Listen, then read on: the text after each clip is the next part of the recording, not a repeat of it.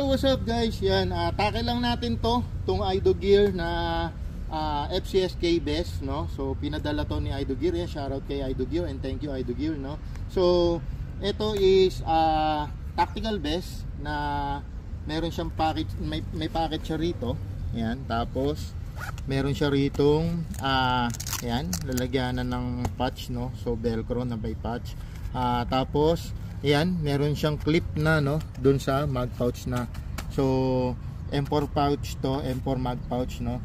Tapos replaceable yan. So kung gusto mong mag-upgrade, pwede mo yan palitan, no. So yan, lahat ng option nandyan, no. So meron din siyang drop pouch, no. So yung drop pouch niya, pwede mo ring i-upgrade, no. So yan, napakaganda ng drop pouch niya, no. And guys, is water repellent din to. Then dun sa drop pouch, meron pa siyang isang packet. Then pwedeng lagyan ng patch, no, na velcro, no. So adjustable to and QD, no guys. Yan, no, quick release siya o quick detach, no, na lock, no. So yun, sa gilid meron siyang tatlong mag pouch. Ayan. Tapos sa likod meron tayong mini hydration kit, no. So yan. Tapos sa kabila, mag pouch ulit. Tapos sa loob nito, meron ditong dami na padding, no. May dami bulletproof padding, no. So yun, strike, no, strike medium, no. So yun, yan siya. So tingnan natin kung water repellent talaga.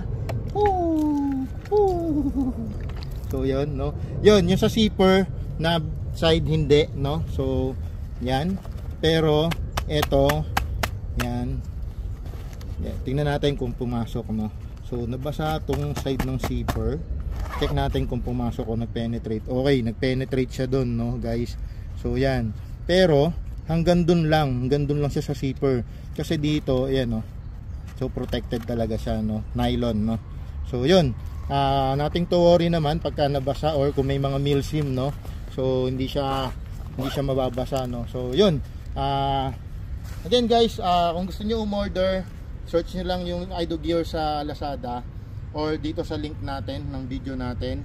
Yung mga picture dyan, meron dyan, click nyo lang, mapupunta na kayo doon sa pwedeng pag-orderan. And pwede nyo siyang mahanap doon sa Ido Gear Airsoft Store, no? So yun, maraming salamat guys.